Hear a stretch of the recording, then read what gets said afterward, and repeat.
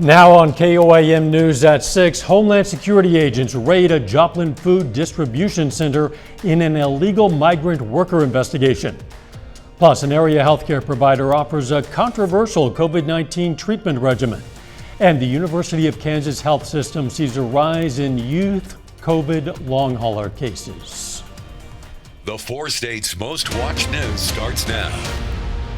Homeland Security agents today charged more than a dozen people suspected of taking part in a criminal enterprise employing undocumented workers in the area.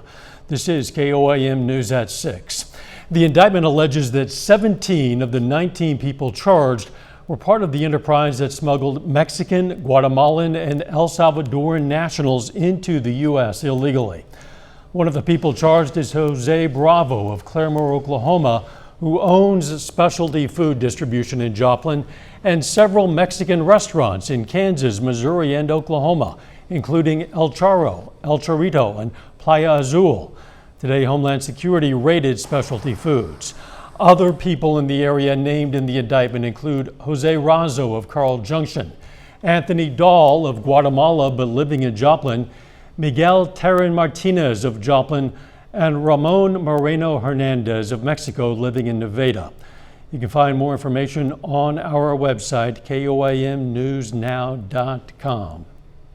Chris Warner, the intense heat continues. That it does, and it's going to continue for just a little bit longer before it lets up just a bit. Skywatch Storm Tracker showing us there's nothing out there right now. You got to go pretty far away to see any action, which is, as you can see, confined to northwestern Illinois.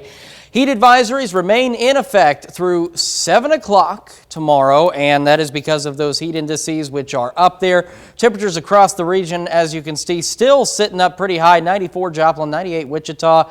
The heat is going to stick around again for about another day, and then it's going to ease up, and we do have a chance to I say cool off. It's really a brief little cool down, but the temperatures will look a little bit better here, and we're going to break down the forecast and even some rain chances in just a few minutes. All right, we'll catch you then. After more than a year of the pandemic, there are only a few treatment options authorized by the FDA. But now a healthcare provider in Fort Scott says they've seen success with an at-home COVID treatment regimen. KOAM's Zach Dodge has details on that at-home protocol and what top health officials say about the effectiveness. In a small family practice in southeast Kansas, a healthcare provider claims to have found a better way. I've seen probably close to 50 at this point. Yeah. You know, small sample around here. Ryan Lewis spends his time divided between being in the military and being a nurse practitioner at Fort Scott Family Medicine. He says his military background drove him to find a way to save more lives.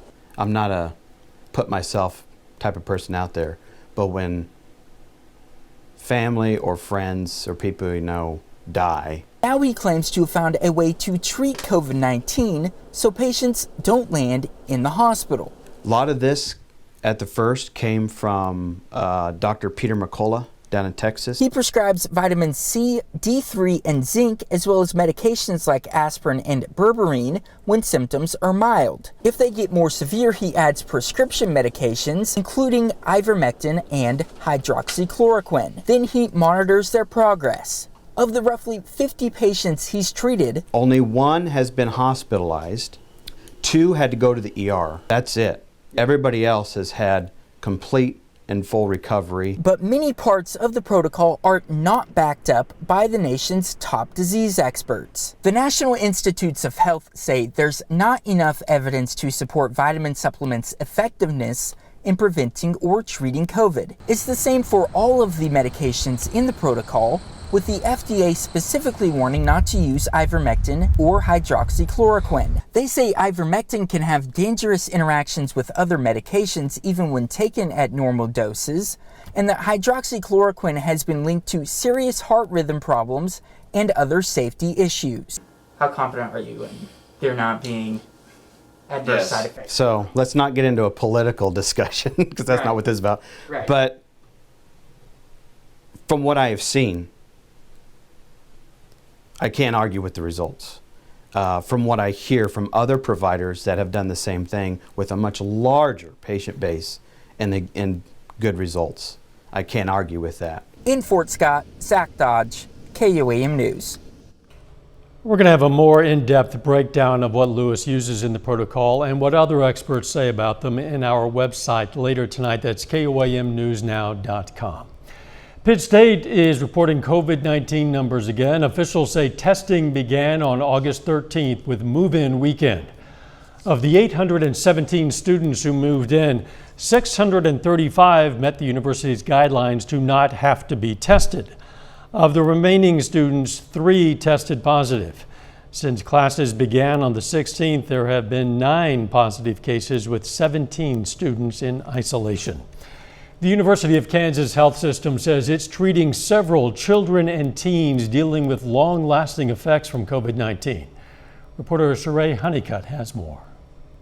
While most kids are ready to go back to school, others are struggling with long-term effects from COVID-19. So what we're seeing typically are kids who had COVID maybe 5, 6, 7 months ago, but are still having some symptoms that are lingering. Children's Mercy Hospital says they have 22 kids in their care with COVID, some in the ICU. This is the longest stretch we've had with this many children in the hospital. Now some kids are finding themselves long haulers and are being treated at the University of Kansas Health System. We want to prevent disease, not just because we want to prevent hospitalizations, but we also want to prevent multi-system inflammatory syndrome, which we know happens in children. We also want to prevent long hauler COVID, which, although is pretty rare in kids, still happens. Things like persistent shortness of breath, mood disorders, so depression, anxiety that's new and hasn't really been around before, and also the persistent lack of smell. Some might wonder if the children had previous medical conditions or issues with weight. Nelson says that's not the case. Most of the kids that I have seen come through the long COVID clinic were previously very healthy. Some that were extremely active in sports have come in with these symptoms. The youngest patient he's worked with is 10 years old. Tuesday, Missouri Attorney General Eric Schmidt announced he is suing Missouri districts who mandated masks in schools. To take that away from our arsenal of potential treatments or preventive measures is really frustrating. Nelson says masking is the best way for kids to stay in school and keep others from getting sick and possibly becoming long haulers themselves. To get a hold of this requires us to all work together and to really accept and follow the science. And that says that getting vaccinated and wearing masks are helpful. Coming up, the Pittsburgh City Commission decides to spend more than $1 million in a deal to expand the industrial park, plus a groundbreaking ceremony for a new housing development in Pittsburgh. Pittsburgh City Commission last night moved forward with a $1.2 million land acquisition. The land would be used to expand the city's North Industrial Park. The city will acquire a parcel of land located north of Atkinson Avenue and west of Free King Highway. Officials say the purchase is meant to help meet the growing demand for industrial space in the city. By the time somebody decides they want to be here, you still have to work in.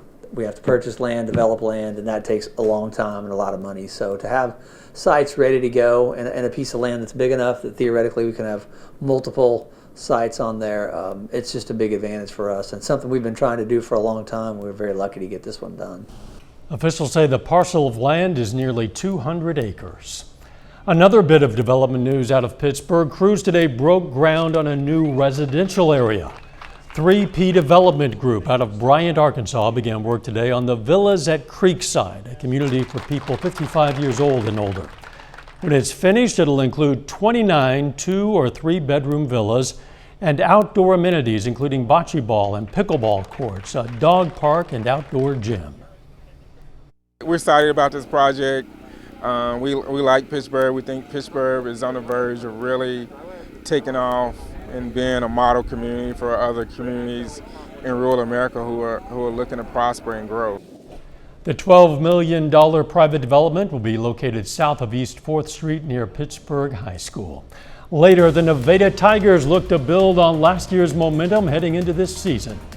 But first, we've got to get through some of this heat and humidity and some rain chances on the way. We'll break it all down next.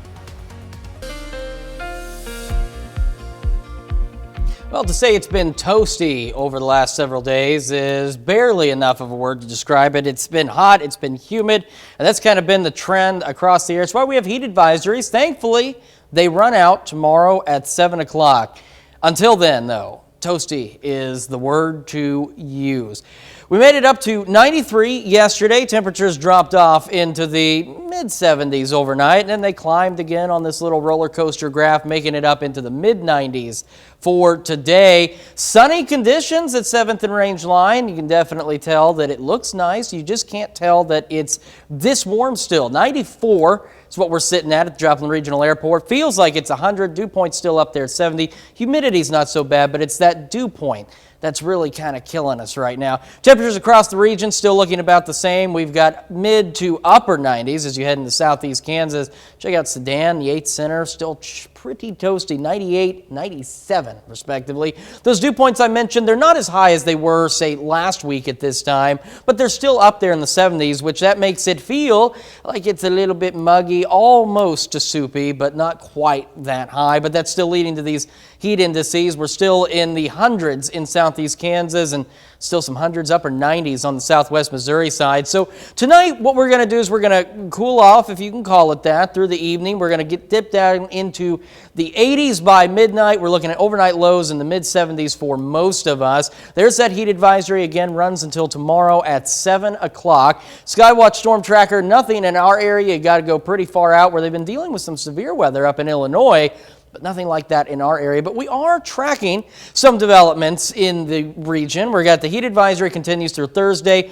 Maybe some isolated thunderstorms, mostly on the Missouri side tomorrow. And then the rain chances are up a bit by the weekend and especially into next week, which we'll break down here in just a bit. So future track, we're going to be cooling off again, if you can call it that, through the overnight. Tomorrow morning, 82 is how you're going to start your day. We're going to warm back up. And then there are those thunderstorms. A few spotty storms developing, and some of them, as you can see, trying to work in northeast Oklahoma, southeast Kansas. Most of us, though, are going to remain dry, unfortunately. These storms will probably show up around 4 o'clock and run into the early overnight, maybe about 10, 11. Heat indices tomorrow by the afternoon, as you can see, right back where we were. That's why that heat advisory remains in effect. Not dipping off too much, but then by Friday, not looking as bad. See, that's the thing, is it's still going to be a warm day on Friday, but nowhere near as warm as it has been. And that's why the heat advisory gets to expire. So we still have that one alert day for Thursday, 96. Those temperatures still going to be up. The humidity still going to be up. Dew point, rather, is going to be up. And then we've got those storm chances starting to move in. And by next week, they really start to pick up. And hopefully, they'll bring those temperatures down just a little bit before it starts to warm up again by midweek. We would welcome whatever rain chances we can get, even if they are scattered, for sure. We certainly will. Thanks. Hey, the carnival is in town in Lamar, Missouri. It's the 78th annual Lamar Free Fair at Constitution Square. You are looking at a live picture. The month-long event started on August 7th, but the carnival rides and booths, well, they just opened a short time ago at 6 o'clock tonight. Organizers want people to keep a few things in mind if they attend. Traffic will be limited around the square. Dogs are not allowed, and remember to drink plenty of water. As Chris told us, it is hot out there. The carnival rides run until 11 tonight. Coming up in sports, Kansas City Royals try to take this series against first-place Houston Astros, and the Nevada Tigers enter the fall with high expectations after a big turnaround last year. Jacob Leonard joins us with the Tigers season preview next. The Nevada Tigers are just 2 days away from their season opener. The Tigers had a big-time turnaround last season, winning 7 games after going winless in 2019. And Nevada has plenty of guys back from that team, aiming to continue their climb in the Big 8 this fall. Momentum is building for the Nevada Tigers. The last year, after going 0-10, just pretty rough on your confidence, but then coming out, having a good season, just looking forward to having another one this year. I thought the energy level and the confidence was high last year, but it has carried over. We've got a lot of kids that have a lot of confidence. They're not arrogant, but they believe in themselves and they believe in each other, so that's always a good starting point. Everything starts up front for Nevada with an offensive line that helped the Tigers rush for 321 yards per game last year. We have 4 young men on the offensive line that are now 3-year starters. So they've been starting since they were freshmen or sophomores. It's a lot of experience. They know what to do when people blitz. They know how to pick up stunts. They know how to block. They know how to double team and come off a double team. So it's just been real effective for us so far this summer and early fall. Behind that offensive line is a deep and talented backfield led by all Big 8 selections Eli Chaney and Case Sanderson. We're loaded in the backfield. We've got a lot of good running backs. We can go 4 deep at tailback and 2 or 3 deep at wingback. We can go 2 or 3 deep at fullback. So we just feel like we're really talented in the offensive backfield. The Tigers are hoping to compete for a conference title and make a run in the playoffs. But more than that, they just want to play well and leave it all on the field every Friday. It's always good to get those wins, but just playing our best, playing as hard as we can every play. It just doesn't really matter, the wins or losses, just how we all play as a team. A lot of times people look at wins and losses based on whether or not they had a successful season. We tell our kids all the time it's about execution, because in our conference you can execute at a pretty high level and still get beat. And there's times where I've had teams that didn't execute very well at all and still won the game. So we're just successful for us as long as we feel like we're executing at a high level every night and we're preparing to the best of our abilities all week long. Nevada opens the season on Friday night at home against Logan Rogersville. The Kansas City Royals have won 7 of their last 9 games. They've split the first 2 games of their 3-game series with the first-place Houston Astros. Now this afternoon, Kansas City tries to take the series in Game 3. That's Salvador Perez in the 4th. Solo shot his 34th. Game tied at 1. Later, bases loaded for Whit Merrifield. 1 swing.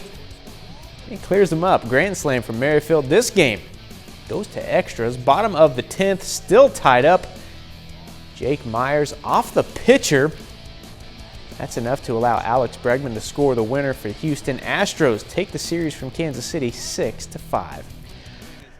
Another extra innings won here. Cardinals finished the 2-game set with the Tigers. In the first, Paul Goldschmidt. First pitch swinging. 20th of the year. St. Louis up early. To the 3rd now, more from Goldschmidt. Another solo homer. Cardinals up 2, but like I said, Tigers tied up later, and this one goes to extras. We're in the 10th here. Lars Nootbaar delivers the walk-off hit. Guess who? Goldschmidt scores to win the game. Cardinals top the Tigers today 3-2. That's a look at sports. We're back with more news after this. Veteran Calvert Green served in the U.S. Army during the First Gulf War. The Parsons, Kansas native was stationed in Saudi Arabia. And we salute Sergeant Calvert Green. He's a 4-state hero. Here's a look at what's coming up tonight on KOAM News at 9 on Fox 14. We're going to have more information on the raid of a Joplin food distribution center in an illegal immigrant worker investigation. Also, growing concern the U.S. won't be able to finish evacuations in Afghanistan. And a World War II bunker turned into a bed and breakfast. That and a lot more. It's coming up tonight on KOAM News at 9 on Fox 14.